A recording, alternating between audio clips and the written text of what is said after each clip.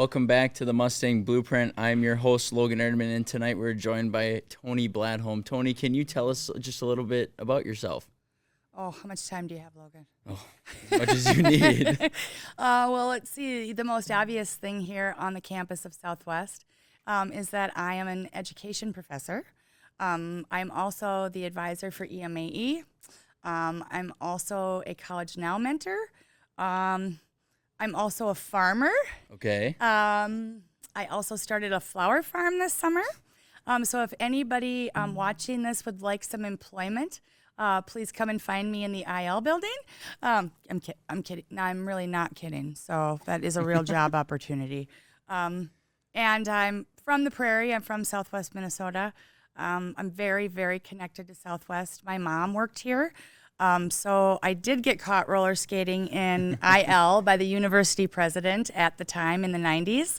And now I kind of want to reenact that, but the president said I can't. So he said I can't. So we'll see. Yeah, I guess there are lots of things about me. Yeah, and today our main focus is talking about our why as kind of finding yourself, what your meaning is, and we know that you help a lot of educators. Like, you've helped a lot of us find our why in education, where even now in our placements, in our classes, we still talk about Ed 101, and we talk about all of our classes that we've had with you.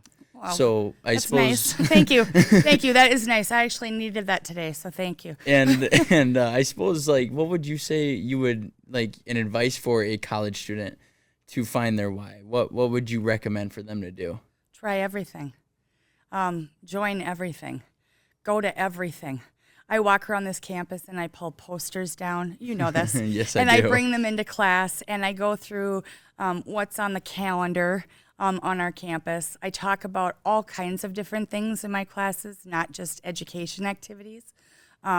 Very important to be present. Yep. I know all too well about the pressures of having to pay for college. So I worked many jobs as a college student, but this is the only time in your life that you get to try everything. So try everything. I was not going to be a teacher. Okay. No way. And in fact, I run into people on the street and they're still shocked when they're like, "You're Dr. Toni B. Bladholm," and I'm like, "Yes, but I'm just Toni." And my whole career, I just went by the letter B. So I'm the same person. But when I was in college, I was going to be a photojournalist. I was going to travel the world, and I was never going to live on the prairie. And so that's, I guess, what we should know, right? All college students should know, never say never. Yeah. And don't close yourself off to opportunities. I was an English major. They sent me to a local high school in St. Cloud to work with journalism students. And I thought, I just got out of that joint, and now they're sending me back.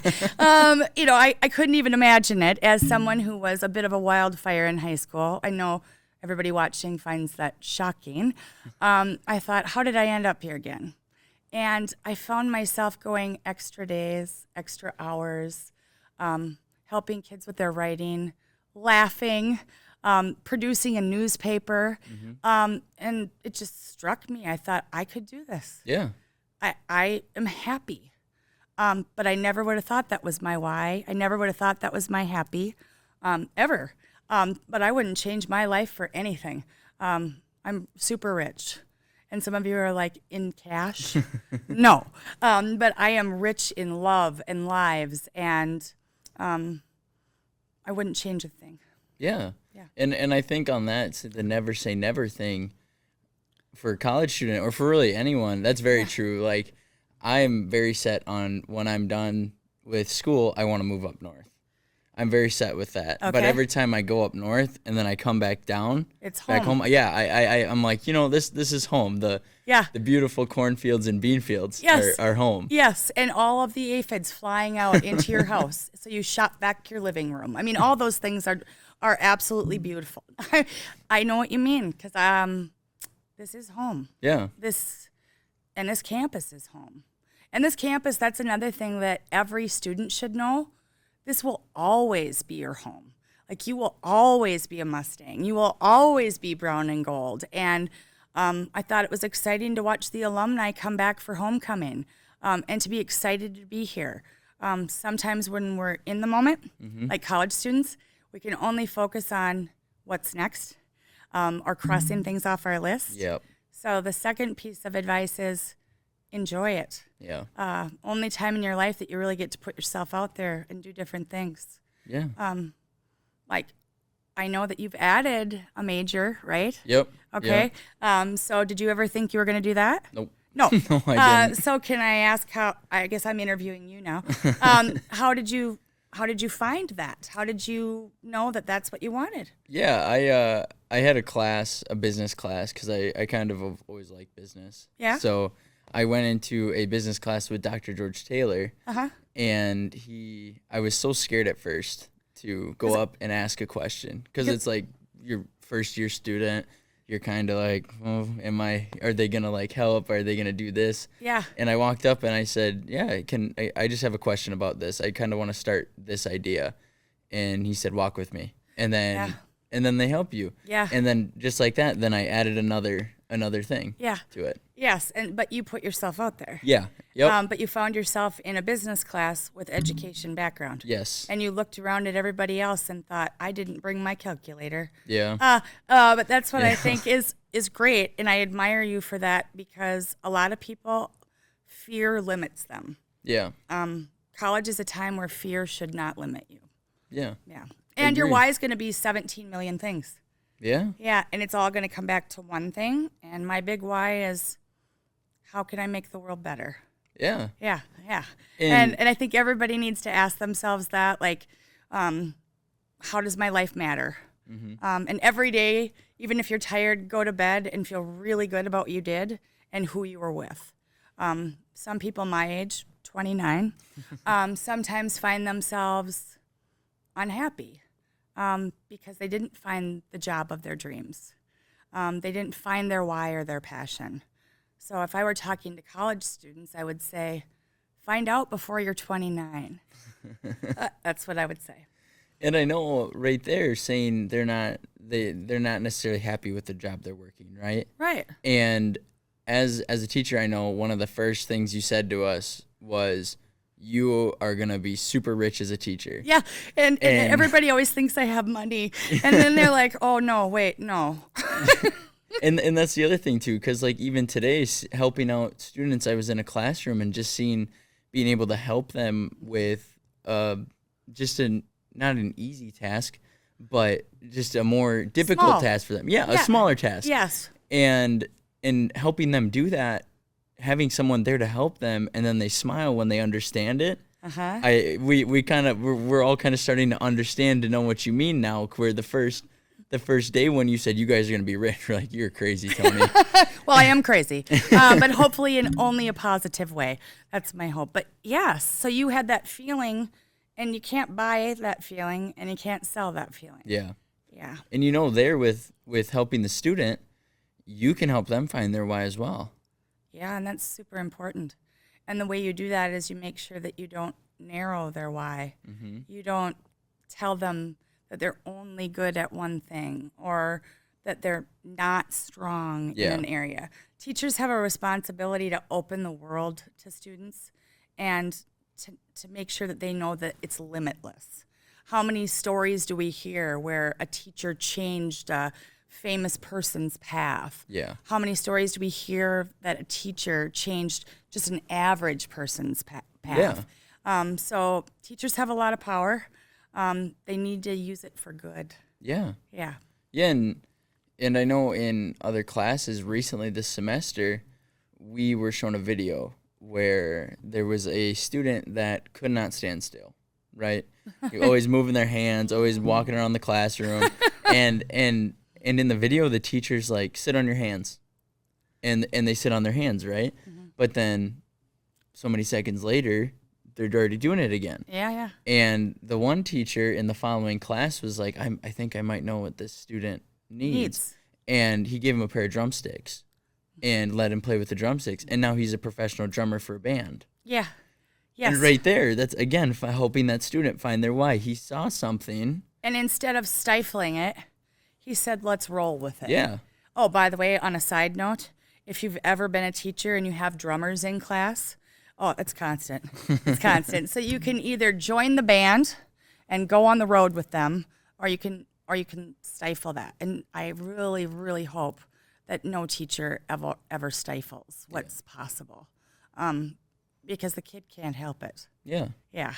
And teachers should not be about control.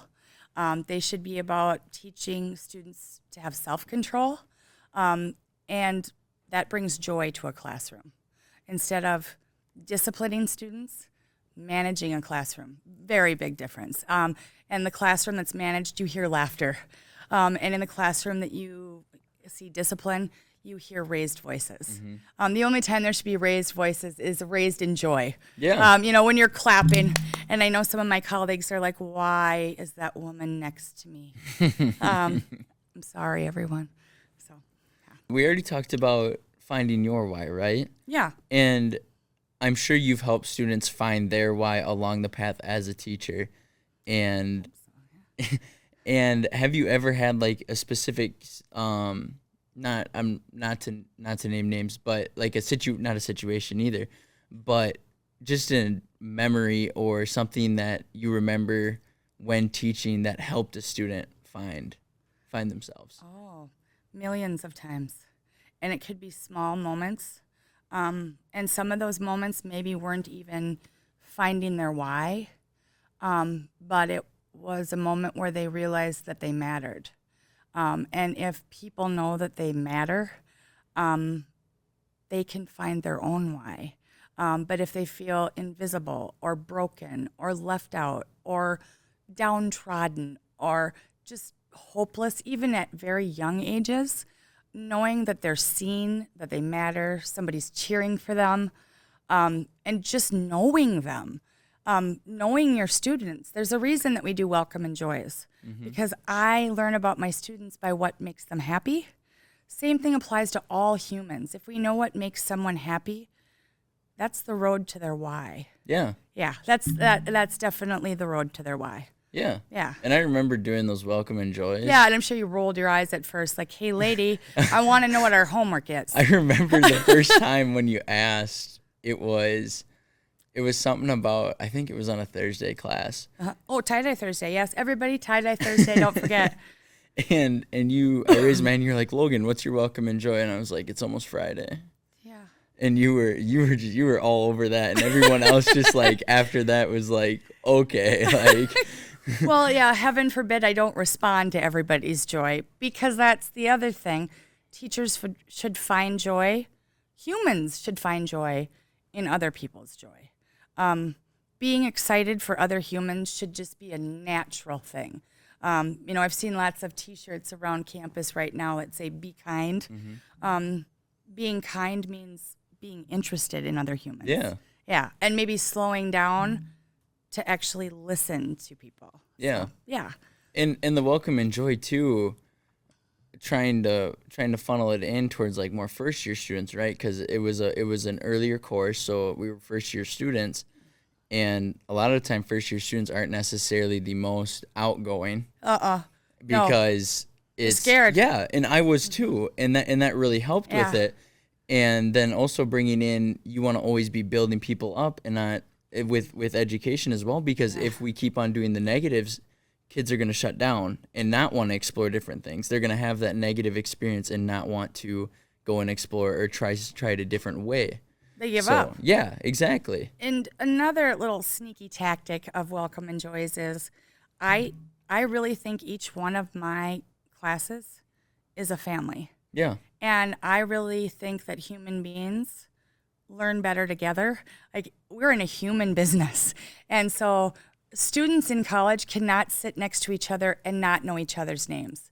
It's appalling to me. Yeah. Because sometimes I can explain something and it's clear as mud, right? But if you know somebody sitting next to you and you've created that, or the teacher's created an environment that's a family, you have no problem leaning over and going, hey, Megan, you know what she's talking about. But you can't do that if you don't know the person next to you. Yeah.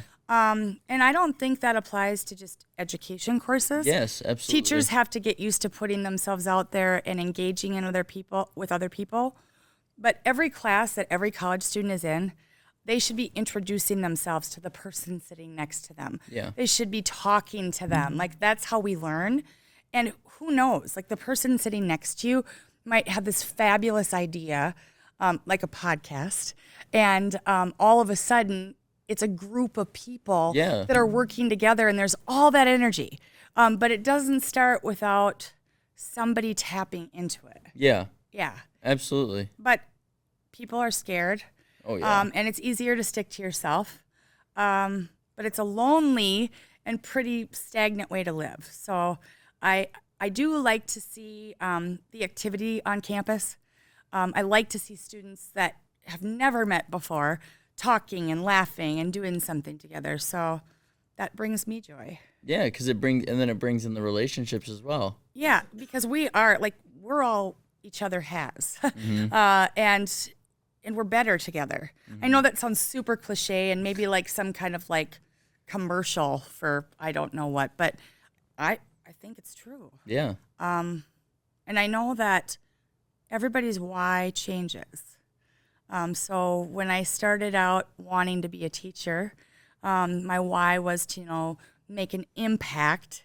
My why has changed to make a different impact at this stage of my life. I want to train future teachers to live a life filled with love. Yeah. And to love every student, regardless of crazy behaviors, or just to see everybody as a gift. Yeah. Yeah, like it's a gift that we all, the people are trusting us with their children.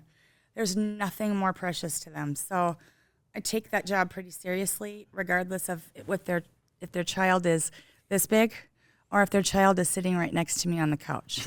And like the freshmen that enter this campus, they're not going to find their why right away, but I want them to find their family and their home right away. Yeah, that's first. Yeah, because going out to those things and just stepping out of your comfort zone, you meet new people, and then all of a sudden you start hanging out with that group of people. Yeah. And then all of a sudden that group of people since you're in a group of people, you're not nervous to go anywhere because you're not by yourself. Yes. Do you remember in Ed 101 where I make you all carpool? Yes, I did. That was... Yeah, so we just did that 2 weeks ago, and you should have seen them all. I have my own car. And I said, but we're all going together. We're a family. We're a family. And, of course, we have to actually caravan. That's part of the journey, too. That's the fun part. Yes, and some people, of course, stopped for caribou on the way, or they stopped and got coffee. But even, yesterday, students in Ed 101 were sharing, it was so fun to actually meet somebody, and now they're doing things together. And they weren't doing things together before they were scooting down Highway 23. Yeah, so that brings me joy. Yeah.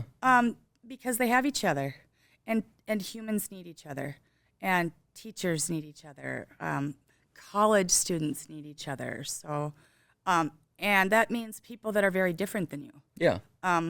Oftentimes people like to stick to people that are just like them. Mm-hmm. My challenge to all people is find people that are polar opposites. Yeah. That's what makes a really good balanced relationship group, I think. Yeah. Yeah.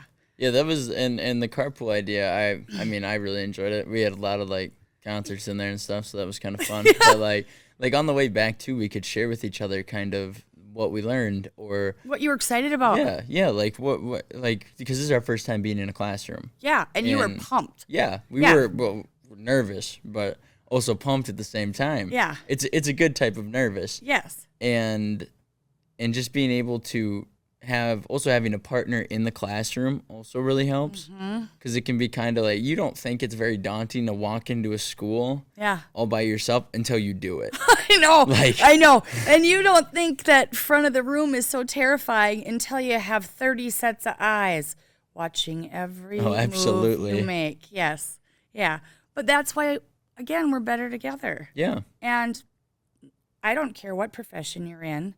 You don't start knowing all the things. Yeah, you learn. You learn, and you learn from each other, and you learn from mentors. And I'm thankful to all of my my mentors. I'm thankful to all my colleagues in the ed department who I call my family. I'm thankful for all my colleagues across this campus that give me fantastic ideas or include me in things or, are involved. I'm thankful for other people. Yeah. And this place is full of really awesome people. Yeah. And I hope everybody puts themselves out there and tries new things, even if they're scared, even if they're 29 and they just start, they decide to start a flower farm and they don't know anything about starting a flower farm, but do it anyway. Yeah. Do it anyway. Now is the time. Now is your time. And you know what? Even when you're 29, it's still your time.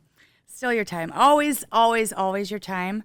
But knowing that you want to make the world better, I think that's what everybody wants, actually. I wonder if that's like a part of everybody's why, like leaving things better than we found it. Yeah. And taking pride in that. Yeah. And being surrounded by people we love. And that's not just our biological family.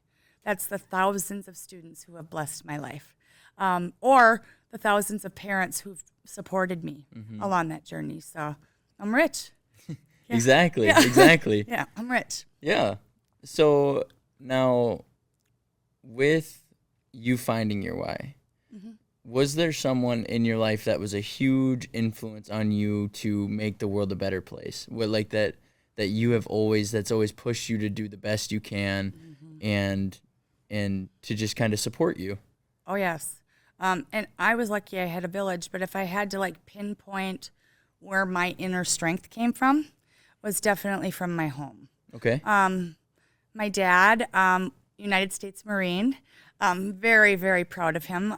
He worked for Veterans Affairs, and I watched him give speeches at every Veterans Day. Oh, yep. I mean, just and other little kids or middle schoolers might have been embarrassed. I was so proud, just bursting with pride.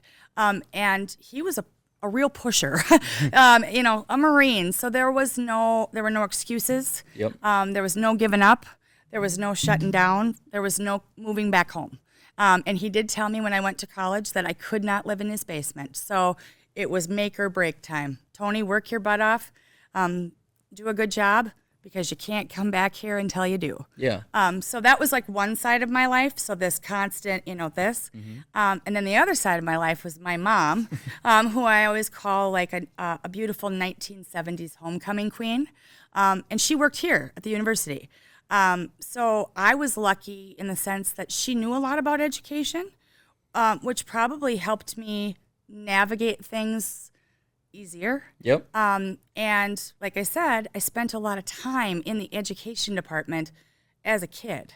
So I watched professors. Yeah. And I never, ever dreamed that, one, I would become a teacher, or two, I would ever become a professor, ever.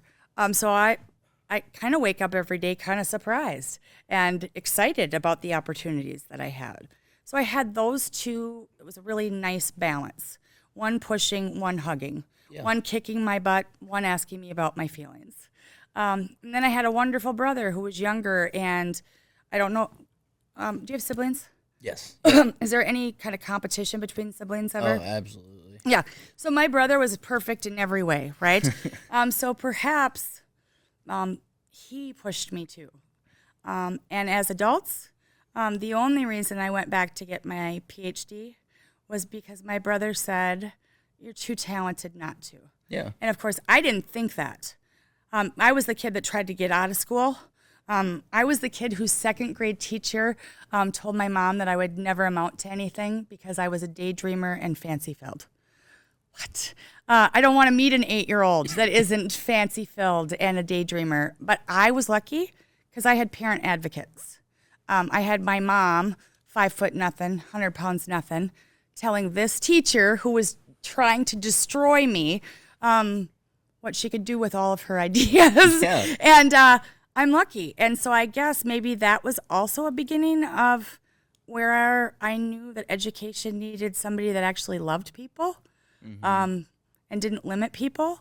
And also, my whole career, I have dedicated myself to advocate and stand up for students who have no one to stand up for them. So everybody deserves someone. Yeah. And so when you talked about, are there instances or memories, or there are many.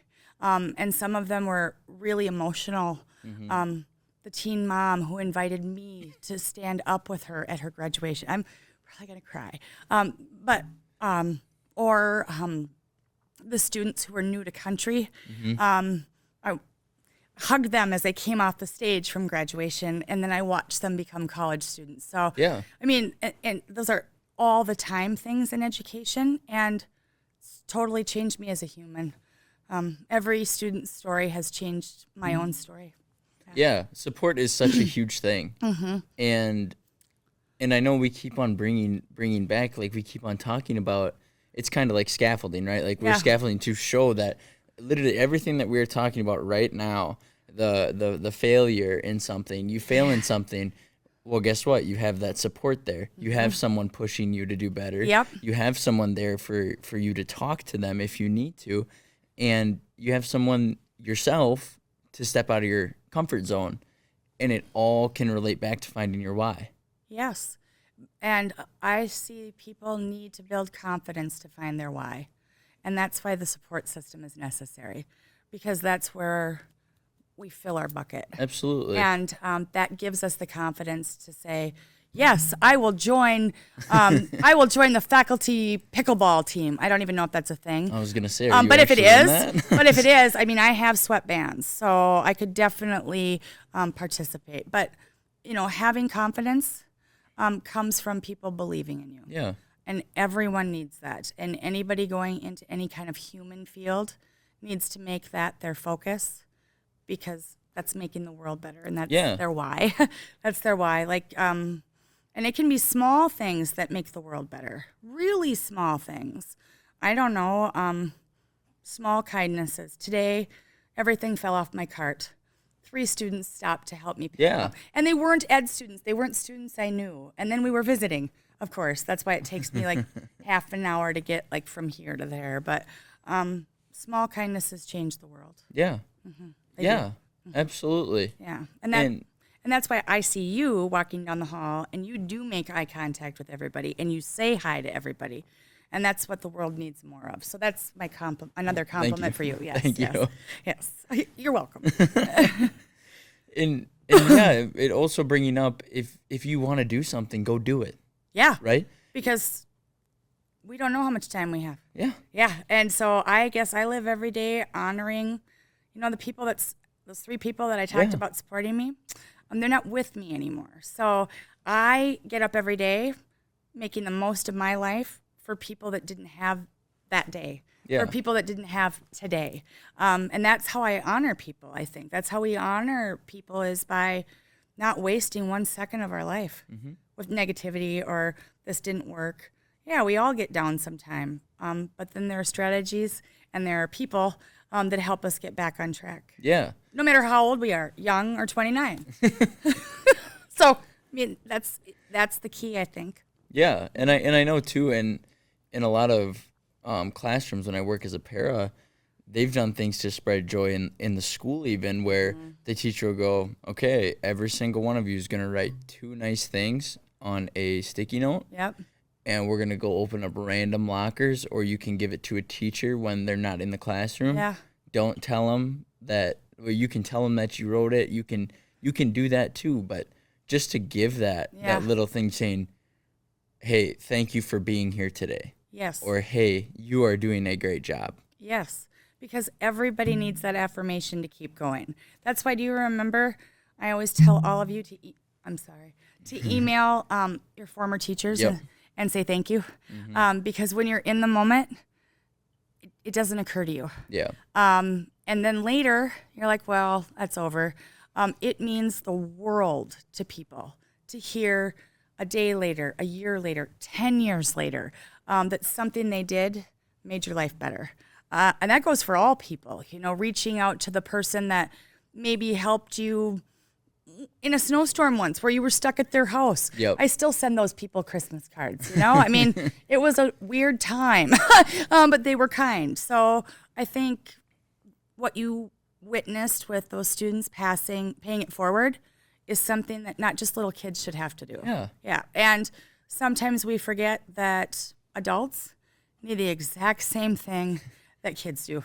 Love, attention, affirmation, kindness, support. Like, why do we think just because we get taller and our can't even talk. You took my Diet Coke away. Shoe size gets bigger, that we need different things. We're human.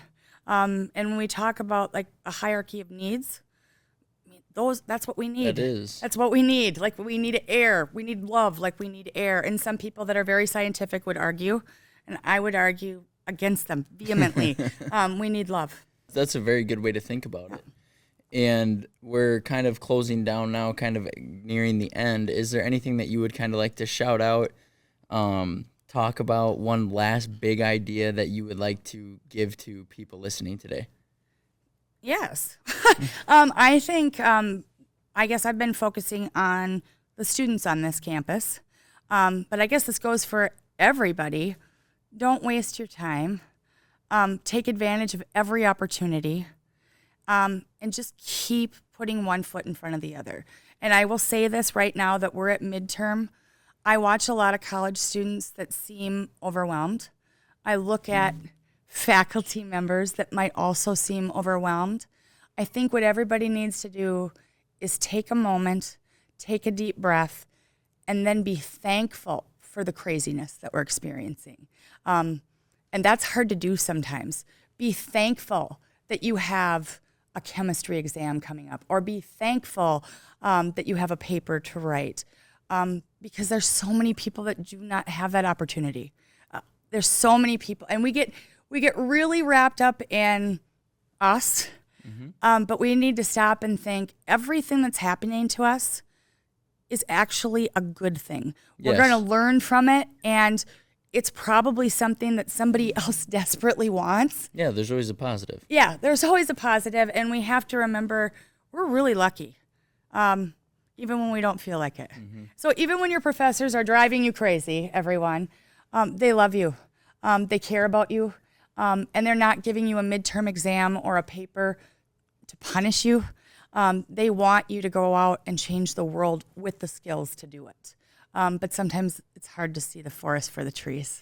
And I guess the last thing is that I'm very honored that you selected me to share my wild wisdom with you. And I'm just very thankful to be a Mustang. Yeah. Yeah. And of course, always, peace and love, Logan. Peace and love. Peace and love. Peace and love. Yes. And